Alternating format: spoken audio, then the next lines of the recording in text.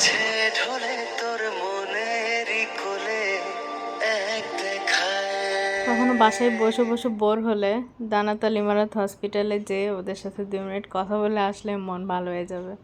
হসপিটালে যেও যে এরকম পজিটিভ ফিল পাওয়া যায় আমার জানা ছিল না।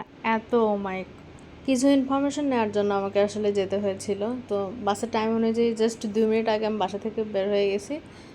এক দৌড়ে বাস স্টপে চলে গেছি, যে দেখে আমি বাসটা বাসায় ফেলে চলে গেছি। কেমনটা লাগে! পরে 10 মিনিট পরে আবার একটা বাস ছিল, আমি জাস্ট আবার দৌড়ে আসছি, আবার গেছি, যে বাস কার্ড নিয়ে পরে আরেকটা বাসে চলে গেলাম।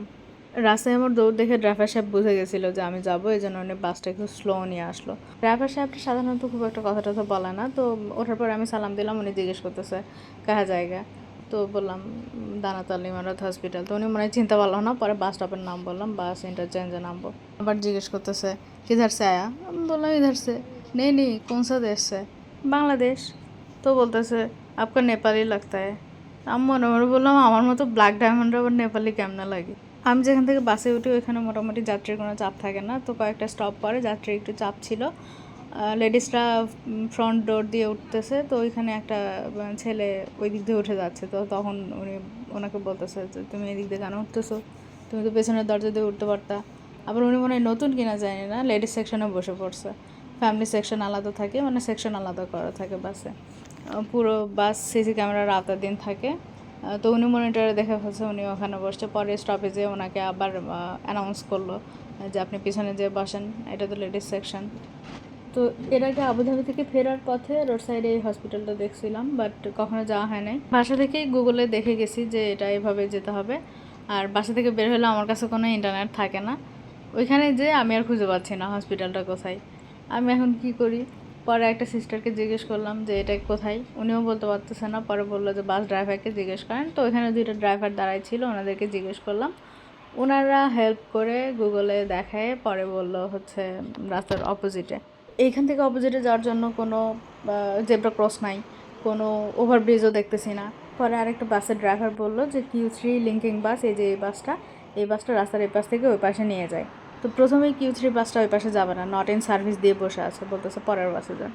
তো পরে আরেকটা বাস আসলো, ওইটা অনেক ঘুরায় ওই পাশে যেয়ে নামাই দিল। তো রাস্তার এই পাশ থেকে ওই পাশে যাওয়ার জন্য যে আরেকটা লিঙ্ক বাস থাকে, এটা আমার জানা ছিল না। নতুন একটা এক্সপিরিয়েন্স হলো।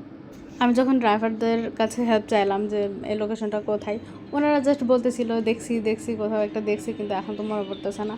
তো পরে ওনারা গুগলে লিখতেছে, ভুলভাল লিখতেছে, পরে আমাকে দিল, আমি আবার টাইপ করে দিলাম। তো আমি জাস্ট বললাম যে রাস্তার অপোজিটে। তখন আরেকটা ড্রাইভার হঠাৎ করে দেখছে যে সাইনবোর্ডে লেখা আছে দানাত আল ইমারাত হসপিটাল।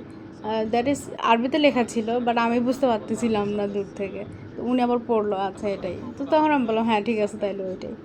ওনাদের হেল্প নিয়ে পরে এই যে ঘুরতে ঘুরতে চলে গেলাম।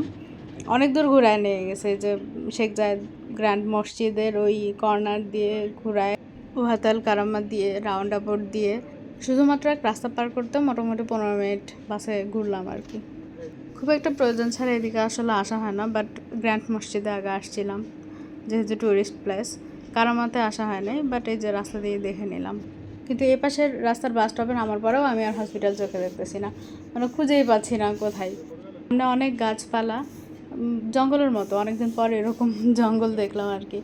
তো ভাবলাম যা আছে কপালে এই জঙ্গল ক্রস করি, যদি চোখে পড়ে তো যাব, না হলে বাসায় ফিরে যাব। বাস থেকে নামার পরে এই যে এই বালির পথ ধরে জঙ্গল ক্রস করে ওই পাশে গেলাম। যাচ্ছি আর চিন্তা করতেছি, আমার মাথার ভিতরে যত প্রশ্ন ঘুরতেছে, এতগুলোর উত্তর কি ওরা দিবে, এত সময় কি ওদের আছে, বা মানে একটা হেজিটেট ফিল হচ্ছে। আবার চিন্তা করতেছি একদম হসপিটালের সামনে কেন বাস যায় না, কোনো বাস কি যায় না আমি জানি না। হাঁটতে হাঁটতে সামনে একটা বাস স্টপ চোখে পড়লো, শুধুমাত্র 23 নাম্বার বাসটা মনে হয় এখানে আসে। আমাদের বাসের আশেপাশের পার্কিংগুলোতে এরকম হলুদ ব্যারিয়ার দেওয়া থাকে না, এইখানে দেওয়া আছে দেখলাম। হসপিটালের পাশেই এই যে একটা মল, শপিং মল আর কি, আল মাক্তা মল। তো আমি হাঁটতে হাঁটতে চলে গেছি দানাত আল ইমারাত হসপিটালের ইমার্জেন্সি এন্ট্রান্সে। ওইখানে সিকিউরিটিকে জিজ্ঞেস করলাম যে আমার আসলে কিছু ইনফরমেশন দরকার ছিল, আমি কোথায় জিজ্ঞেস করব। তো উনি খুব সুন্দর আন্তরিকভাবে বলে দিল এভাবে এভাবে ওখানে যান। তো মেন এন্ট্রান্সে যাওয়ার পরে আমি এখন চিন্তা করতেছি যে কোন পাশের বিল্ডিংয়ে যাব, সুস্পষ্ট কোনো ডিরেকশন দেওয়া নাই। তো বাইরের সিকিউরিটি জেনে ওনাকে জিজ্ঞেস করলাম যে কোন পাশে যাব।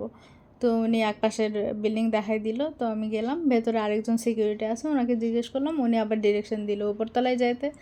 লিফটে গেলাম, লিফট থেকে নামতেই রিপ্রেজেন্টেটিভ অথবা কেউ একজন উনি বলতেছে, হ্যাঁ ম্যাম, কীভাবে আপনাকে হেল্প করতে পারি। তো বললাম আমার এরকম এটা জানতে হবে। তো উনি কিছু ইনফরমেশন দিয়ে বললো, এটা আসলে অ্যাডমিশন ডিপার্টমেন্টের রিসেপশনে গেলে আপনি ভালো জানতে পারবেন। উনি ডিরেকশন দিল, এভাবে যান, ওখানে যে তথ্য পাবেন।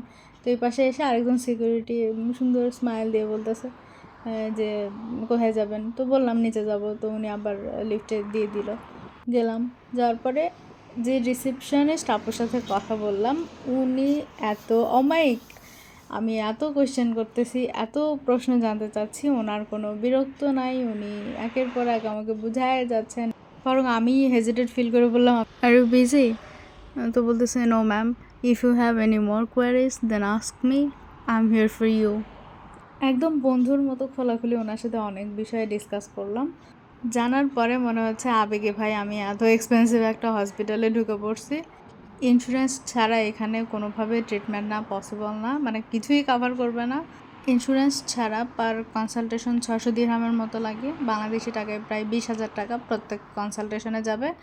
আর কেউ যদি ম্যাটারনিটি বেনিফিট বা কোনো প্যাকেজ নেয়, সেক্ষেত্রে নর্মাল ডেলিভারিতে প্রায় 7.5 লাখ টাকা, সি সেকশন হইলে 10 লাখ টাকার মতো চলে যাবে।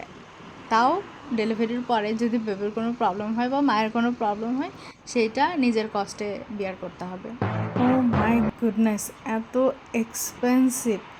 একদম সুপার পজিটিভ দিক হচ্ছে, আমি যে একটা স্ট্রেঞ্জার ওই হসপিটালে ঢুকলাম, একটা মানুষও আমাকে হেজিটেট ফিল করতে দিল না। ডক্টর, নার্স, সিকিউরিটি সবাই বরং আমার চাওয়ার চেয়ে আমাকে বেশি হেল্প করছে।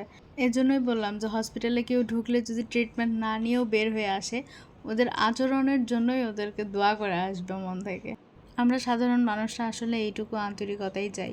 যেহেতু আমার ফিরতে রাত হয়ে গেল, বাসায় তো রান্না করা নাই, এজন্য খাবার নিয়ে অবশেষে বাসায় ফিরে আসলাম। আসসালামু আলাইকুম।